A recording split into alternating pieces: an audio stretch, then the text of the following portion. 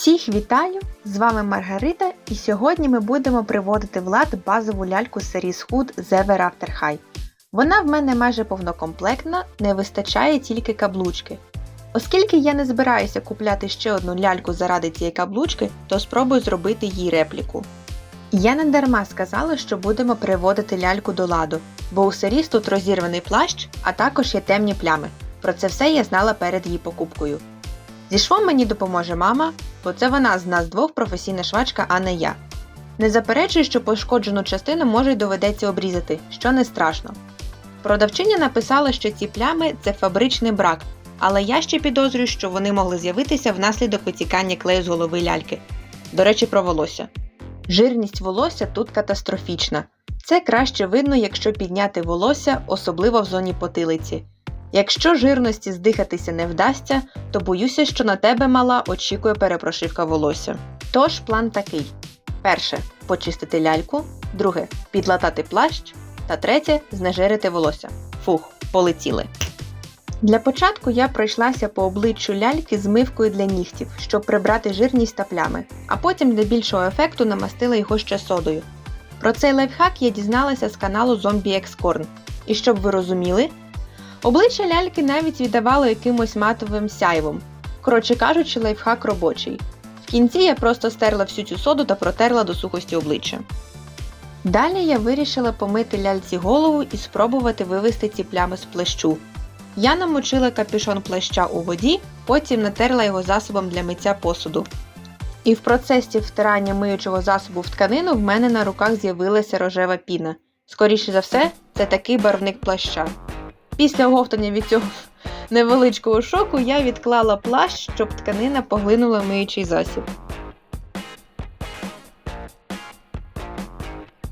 Тепер черга дійшла ляльки. Я налила трохи миючого засобу їй на сукню, тому що мені здалося, що вона трохи брудна. І далі я почала втирати той самий миючий засіб у волосся Саріс. На цьому моменті я пожалкувала, що відзняла увесь процес, бо як його тоді коментувати. Потім я змила засіб з плащу із волосся ляльки після того, як вона хвилин 20 полежала на рушнику. Знову ж таки, щоб волосся увібрало в себе миючий засіб. Тоді я натерла волосся Саріс вже звичайним шампунем, вичесала, щоб надати йому якийсь прийнятний вигляд, і знову залишила хвилин на 15 і потім знову змила.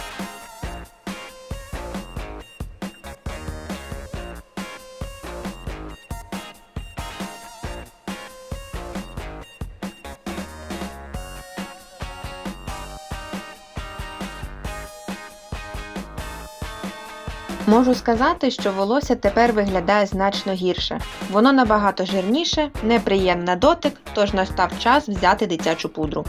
Тут я просто сипала пудру на волосся і розмазувала її по всій голові, поки мені не здалося, що я використала достатньо продукту. Я хотіла залишити ляльку хвилин на 20, але вона лежала в мене в такому стані більше години. І знову я пожалкувала, що знімала тупо все, бо я і не знаю, що тут в процесі говорити.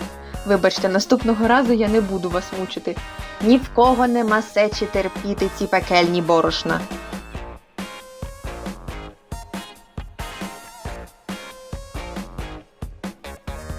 Результат мене приємно здивував.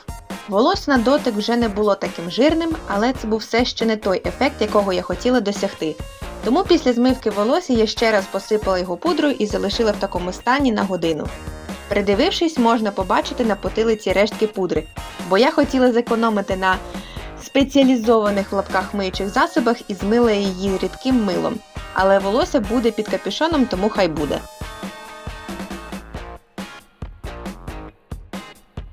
Треба було якимось чином приборкати цей чуб, тому я змочила його водою і натягнула резинку на голову, щоб чуб ліг природним чином.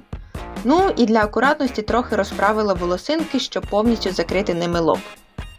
Я тут прийшла до вас з монтажного процесу і помітила, що звук в кімнаті абсолютно відрізняється від звуку у ванні, тому напишіть, будь ласка, в коментарях, який звук вам подобається. Те, що ви зараз чуєте, чи той, що ви почуєте далі. Хотіла би показати відреставрований плащ, на якому камера не хоче фокусуватися. Що робити? Як би тебе тут прикрити? О, є. Як можна побачити, шов є, Всередині тканина трохи припалена, щоб вона не розходилась.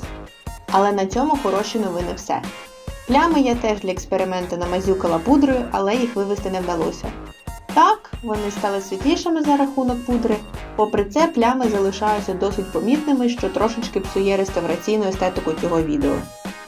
Тут я вирішила зробити все по-інакшому, адже я засумнівалася, чи буде цей чубчик нормально виглядати. Тож я добряче пшикнула волосся лаком і, звісно, обличчя було ним покрите, тому за кадром я ще раз промила його содою.